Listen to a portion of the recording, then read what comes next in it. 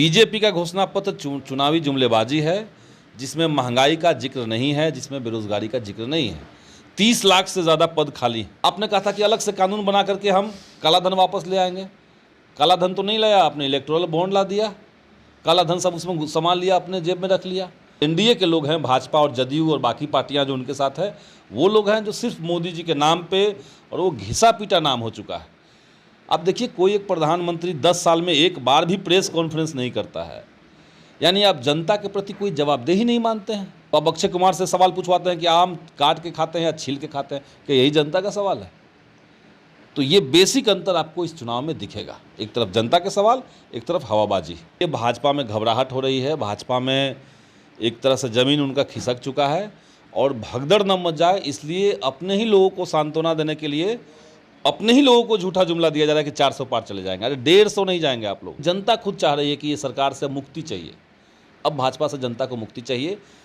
ये चुनाव कुल मिलाकर के एक तानाशाह बनाम भारत की जनता हो चुकी है। 24 लोकसभा चुनाव का बिगुल बजने के बाद देखिए अब तमाम पार्टी अपने अपने द्वारा जो है घोषणा पत्र जारी कर रही है। एक तरफ महागठबंधन की तरफ से राजद ने 24 जन वचन घोषणा पत्र जारी किया है, तो वहीं पे बीजेपी ने भी अब मैनिफेस्टो जारी कर दिया है। इसी बात करने के लिए हमारे साथ भाकपा माले के विधायक सब प्रत्याशी हैं नालंदा से संदीप सौरभ जी, कैसे देख रहे हैं? मैनिफेस्टो तो बीजेपी भी जारी कर दी है।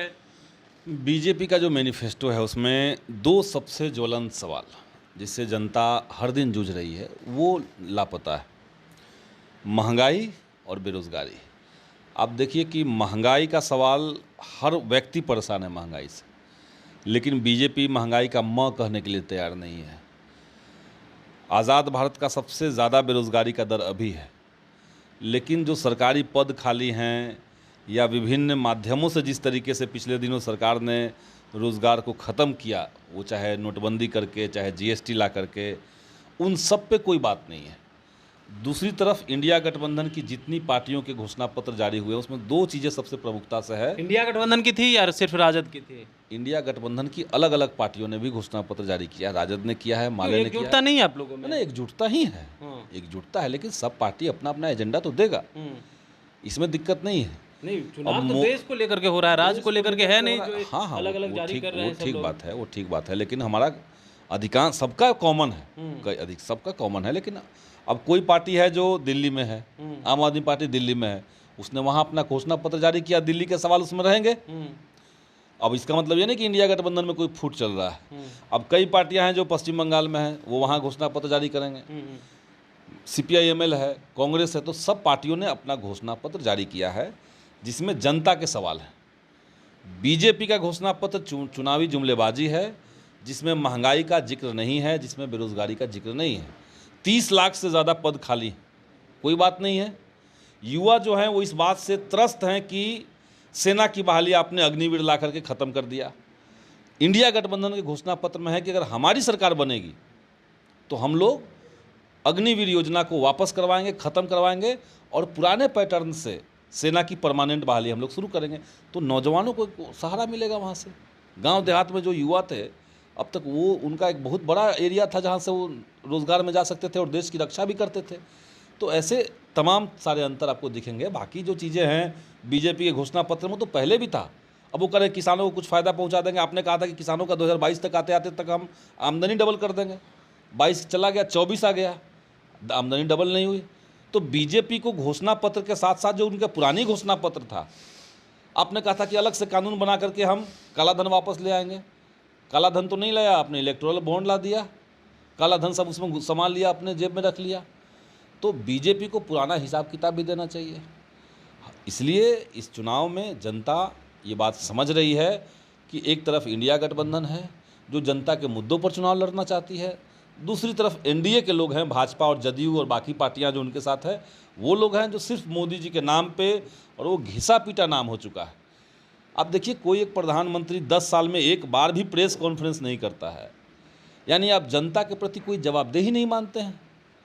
आप एक प्रेस कॉन्फ्रेंस करते हैं तो अक्षय कुमार को बैठा करके कहवा लेते हैं, प्रेस कॉन्फ्रेंस नहीं मतलब वो प्रायोजित इंटरव्यू देते हैं। तो अब अक्षय कुमार से सवाल पूछवाते हैं कि आम काट के खाते हैं या छील के खाते हैं, कि यही जनता का सवाल है। तो ये बेसिक अंतर आपको इस चुनाव में दिखेगा। एक तरफ जनता के सवाल, एक तरफ हवाबाजी। बिल्कुल, जनता का सवाल और हवाबाजी की आप बात कर रहे हैं, लेकिन एक चीज़ कॉमन देखने को मिल रहा है, तेजस्वी यादव, मुकेश सहनी सभी मंच पे नजर आते हैं, लेकिन विपक्ष के जितने नेता हैं वो सभी एक मंच पे नजर नहीं आ रहे हैं इन दिनों।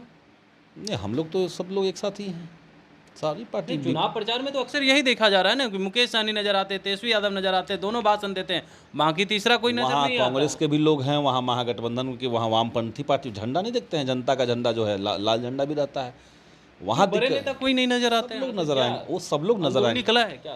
कोई कलह नहीं है, कोई कलह नहीं है, बहुत अच्छे तरीके से चुनाव हो रहा है। और इसलिए भाजपा में घबराहट हो रही है, भाजपा में एक तरह से ज़मीन उनका खिसक चुका है, और भगदड़ न मच जाए इसलिए अपने ही लोगों को सांत्वना देने के लिए अपने ही लोगों को झूठा जुमला दिया जा रहा है कि 400 पार चले जाएंगे। अरे 150 नहीं जाएंगे आप लोग, बिहार में कर रहे हैं 40 के 40 ले आएंगे, कहाँ से 40 के 40 ले आएंगे? अब बिहार में आप देखिए, अलग अलग सीटों पर आप घूम करके देखिए, 4 सीट मुश्किल हो जाएगा भाजपा के लिए। तो हकीकत यही है।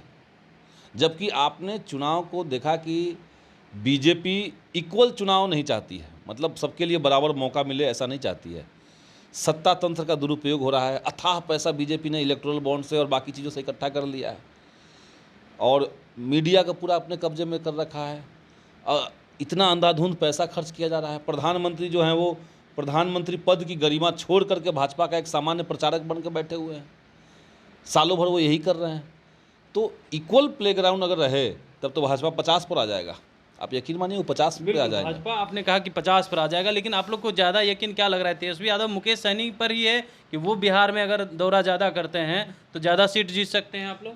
हम लोग ज़्यादा सीट जीतेंगे, और दीपंकर जी भी इसमें दौरे में हैं, सीपीआई के भी नेता हैं। अलग नजर आते हैं मुकेश। कार्यक्रम उस तरह का बनेगा, उस तरह का भी कार्यक्रम बनेगा जहाँ पे एक मंच पे सभी लोग रहेंगे, और जहाँ जहाँ पे महागठबंधन की रैलियाँ हो रही है वहाँ पे वामपंथी पार्टियों के लोग भी जा रहे हैं। अब हम लोग नालंदा में अभी शुरू किए हैं, वहाँ तो अभी अंतिम फेज़ में चुनाव है, तो वहाँ मोमेंटम थोड़ा थोड़ा गर्म होगा। लेकिन ये समझ लीजिए कि एक अंडर करेंट बिहार में है, और ये अंडर करेंट जो है वो जनता के कंधे पे है, जनता लेके चल रही है। कोई प्रायोजित अंडर करेंट नहीं चलाया जा रहा है, प्रायोजित तरीके से पैसा खर्च करके, झूठ बोल करके ये माहौल नहीं बनाया जा रहा है, बल्कि जनता खुद चाह रही है कि ये सरकार से मुक्ति चाहिए। अब भाजपा से जनता को मुक्ति चाहिए।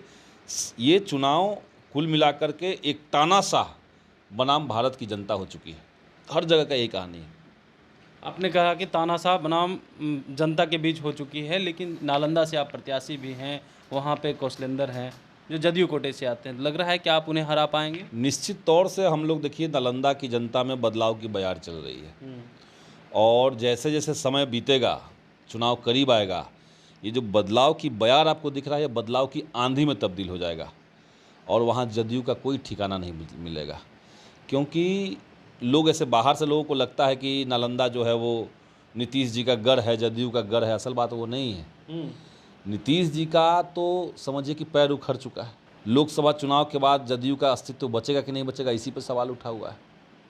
और जनता जो है इस बात से नाराज़ है कि आप सिद्धांतहीन इतना क्यों हैं, आप कोई एक जगह टिकते क्यों नहीं हैं।